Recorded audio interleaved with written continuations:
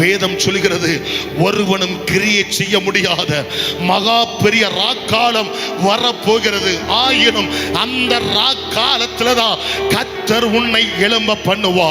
ஒருவனும் கிரியை செய்ய முடியாத ஒரு இருண்ட காலத்துல தான் கர்த்தர் உங்களை எழும்ப பண்ணுகிற நாட்கள் வருகிறது இயேசுவின் நாமத்தினாலே. ஏனென்றால் நீ இருளில் உட்கார்ந்திருந்தாலும் கர்த்தரே உனக்கு நித்திய வெளிச்சமாய் இருக்கிறார்.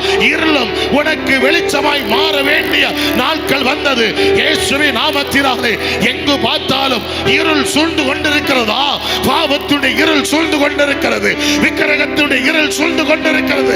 கர்த்தருடைய வார்த்தைகளை சுவிசேஷமாய் அறிவிக்க விடாமல் எங்கு பார்த்தாலும் ஒரு இருள் சூழ்ந்து கொண்டிருக்கிறது.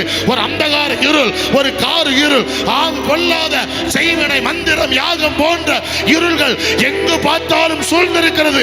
இன்னைக்கு ஆவியானவர் சொல்கிறார், இருள் சூழ்ந்திருக்கிற நேரத்தில் தான் கர்த்தர் உன்னை எழுந்திருக்க பண்ணுவார்.